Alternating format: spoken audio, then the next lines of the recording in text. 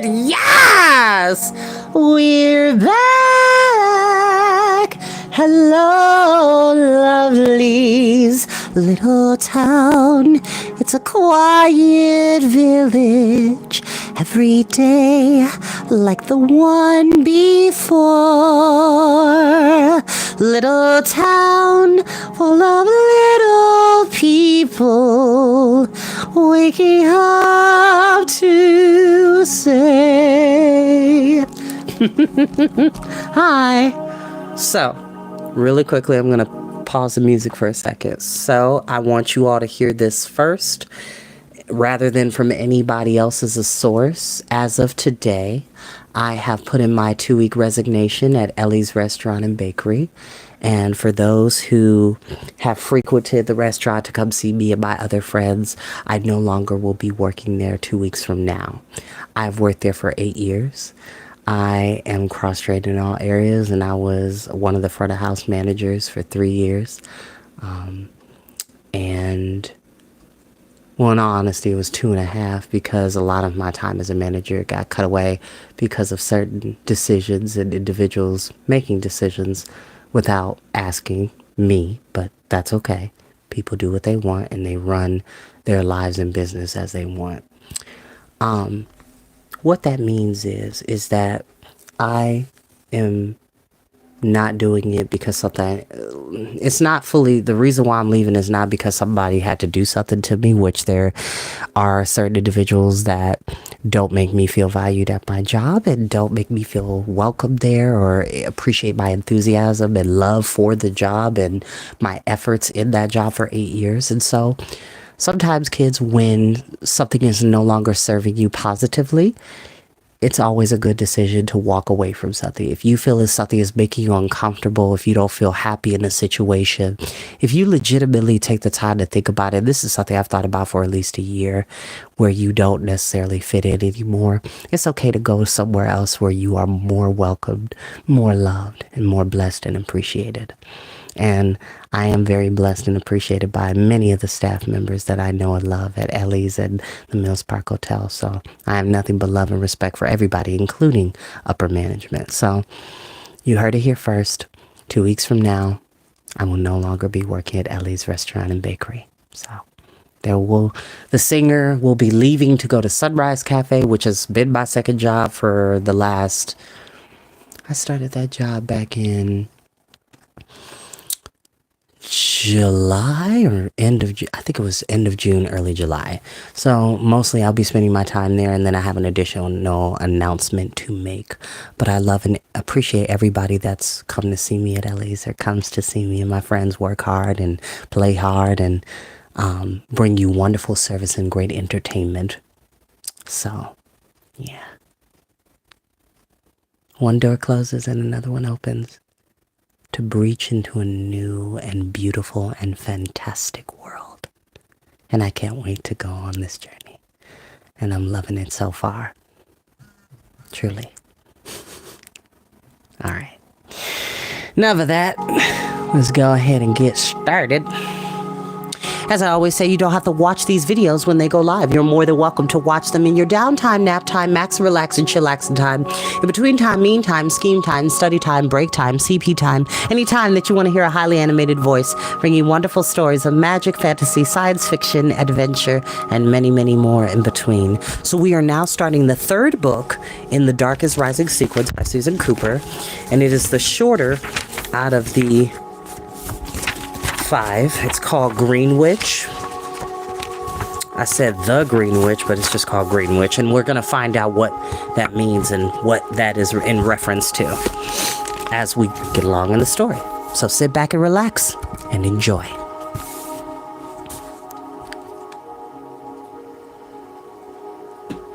Chapter 1. Only one newspaper carried the story in detail under the headline, "Treasures Stolen from Museum." Several Celtic works of art were stolen from the British Museum yesterday, one of them worth more than £50,000. Police say that the theft appears to be the result of an intricate and so far baffling plan. No burglar alarms were set off, the showcases involved were undamaged, and no signs have been found of breaking in. The missing objects include a gold chalice, 3 jeweled brooches, and a bronze buckle. The chalice, known as the Thruisic Grail, had been acquired by the museum only last summer after its dramatic discovery in a Cornish cave by 3 children. It had been valued at £50,000, but a museum spokesman said last night that its true value was incalculable, due to the unique inscriptions on its sides, which scholars have so far been unable to decipher. So when something is incalculable, children, that means it is priceless. There are just some things in life that just have no price, that have such significance and symbolism and importance in our lives that you couldn't put a price on it. Like, you can't put a price on money. Well, you can't put a price on love.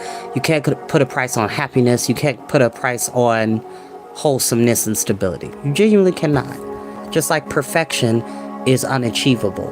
Perfection is relative to the individual, and nobody will be able to achieve that. And the beauty of life is that we don't have to aspire to that. We can aspire to be better and grander than what we were before, but we will never be perfect. We will never always be on top of the game every single time. Some things in life are incalculable. The spokesman added that the museum appealed to the thieves not to damage the chalice in any way and would offer a substantial reward for its return. The Grail is an extraordinary piece of historical evidence unprecedented in the whole field of Celtic studies, he said, and its importance to scholars far exceeds its intrinsic value. Lord Clare, who is a trustee of the British Museum, said last night that the chalice... "Oh, do come out of that paper, Barney," Simon said irritably. "You've read it 50 times, and anyway, it's no help." "You never know," said the younger brother, folding the newspaper and cramming it into his pocket. "Might be a hidden clue."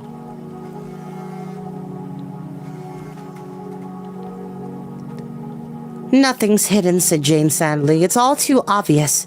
They stood in a dejected row on the shiny floor of the museum gallery before a central showcase taller than the rows of identical glass and cases all around.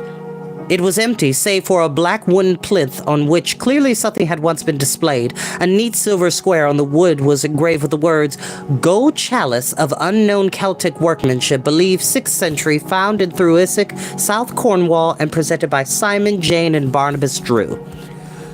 "All that trouble we had getting there first," Simon said, "and now they simply come and lifted it. Mind you, I always thought they might." Barney said, "The worst thing is not being able to tell anyone who did it." "We could try," Jane said. Simon looked at her with his head on one side.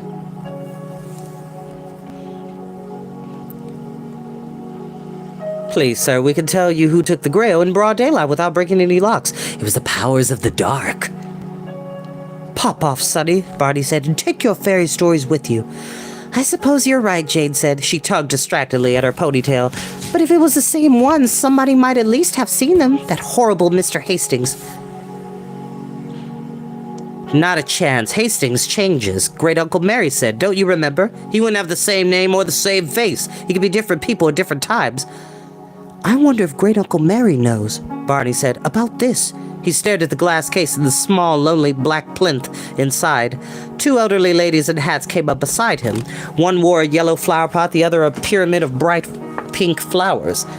"That's where they pinched it from," the attendant said. One told the other, "Fancy the others' cases weren't over here," said the other lady with relish, and they moved on. Absently, Barney watched them go, their footsteps clopping through the high gallery. They paused at a showcase over which a long-legged figure was bending. Barney stiffened. He peered at the figure. "We've got to do something," Simon said. "Just got to." Jane said, "But where to start?" The tall figure straightened to let the behatted ladies approach the glass case. He bent his head courteously and with a mass of wild white hair caught the light. Simon said, "I don't see how Great Uncle Mary could know. I mean, he isn't even in Britain, isn't he? Taking that year off from Oxford. What is it?" "Sabbatical," Jane said. "In Athens, and not even a card at Christmas." Barney was holding his breath across the gallery as the crime-loving ladies moved on. The tall, white-haired man turned towards a window. His beak nose and hollowed-out profile was unmistakable. Barney let out a howl. "Gummery!" Simon and Jane trailed blinking in his wake as he skidded across the floor. "Great Uncle Mary!" "Good morning," said the tall man amiably. "But Mom said you were in Greece." "I came back." Did you know someone was going to steal the grail? Jane said. Her great-uncle arched one white, bristling eyebrow at her, but said nothing. Barney said simply, what are we going to do? Get it back. I'm trying to find it. There we go. There's a way to do this to where I can be comfortable and y'all can see me. Hold on. Hold on. That's better.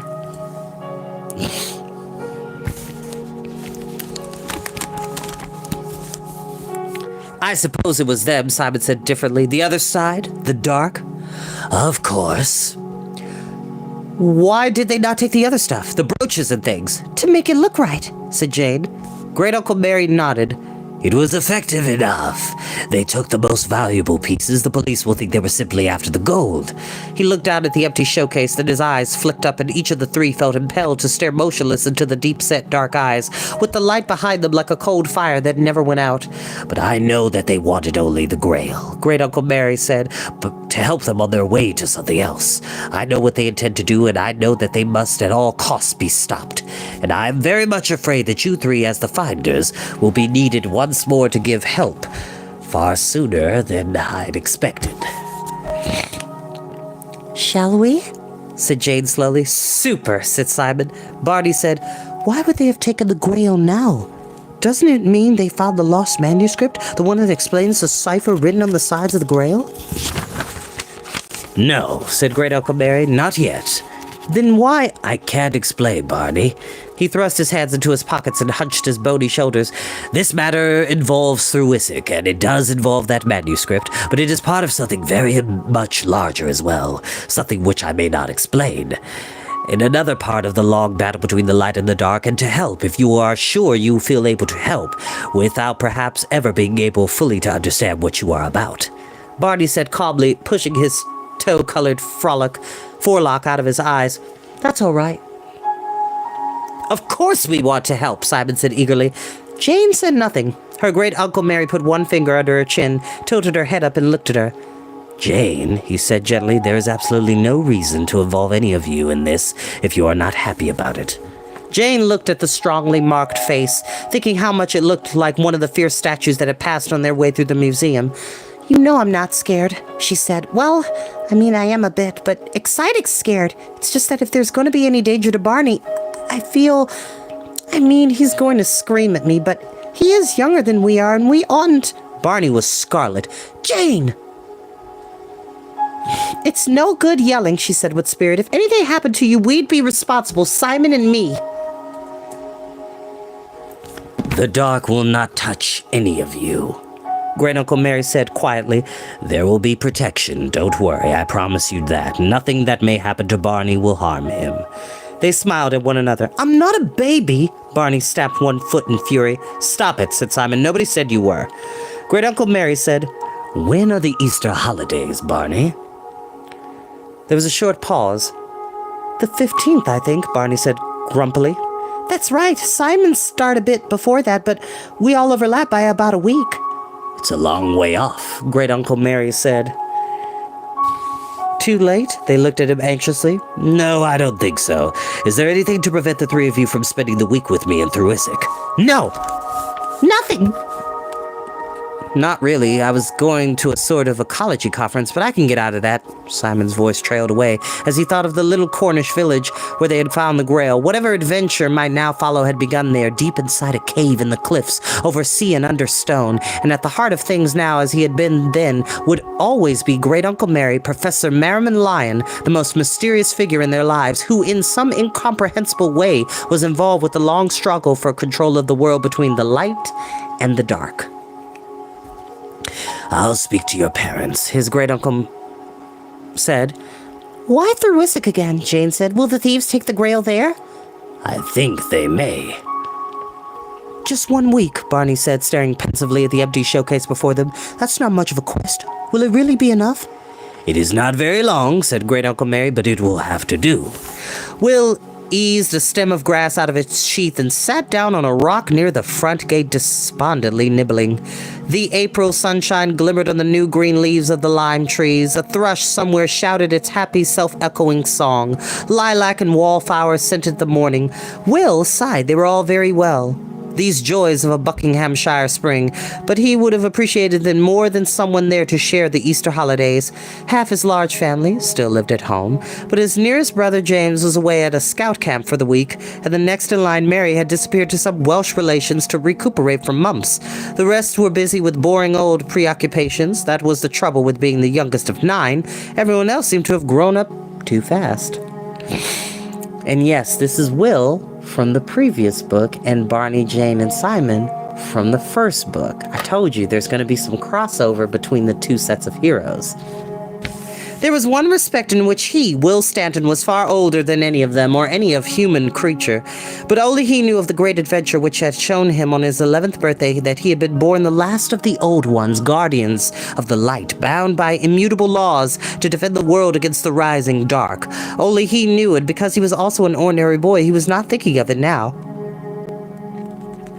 Rack, one of the family dogs, pushed a damp nose onto his hand. Will fondled the floppy ears. "A whole week," he said to the dog. "What should we do? Go fishing?" The ears twitched, the nose left his hand, stiff and alert. Rack turned towards the road. In a moment or two, a taxi drew up outside the gate.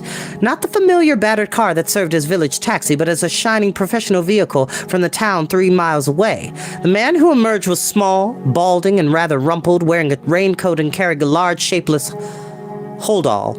He dismissed the taxi and stood looking at Will. Puzzled, Will scrambled up and came to the gate. "Good morning," he said. "Excuse me." The man stood solemn for a moment, then grinned. "You're Will," he said. He had a smooth, round face with round eyes like a clever fish. "That's right," Will said. "The youngest Stanton, the 7th son. That's one up on me. I was only the 6th. His voice was soft and rather husky, with an odd mid-Atlantic accent. The vowels were American, but the intonation was English. Will smiled in polite incomprehension.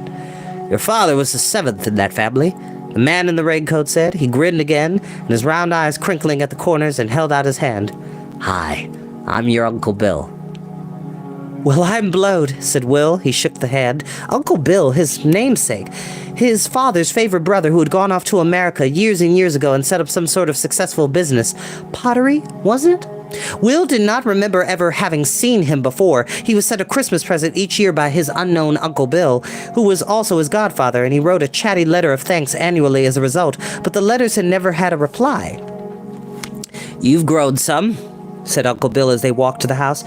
"Last time we met, you were a little scrawny, bawling thing in a crib." "You sound like an American," Will said. "No wonder," said Uncle Bill. "I've been one of the last 10 years. "You never answer my Christmas letters." "Did that bother you?" "No, not really." They both laughed, and Will decided that his uncle was all right. Then they were in the house, and his father was coming downstairs, pausing with an incredulous blankness in his face. "Billy." "Roger." "My God," said Will's father. "What's happened to your hair?" Reunions with long-lost relatives take time, especially in large families. They were at it for hours. Will caught and quite forgot that he had been gloomy over the absence of companions. By lunchtime, he had learned that his Uncle Bill and Aunt Fran were in Britain to visit the Staffordshire potteries in the China Clay district of Cornwall, where they had business of some complex Anglo-American kind.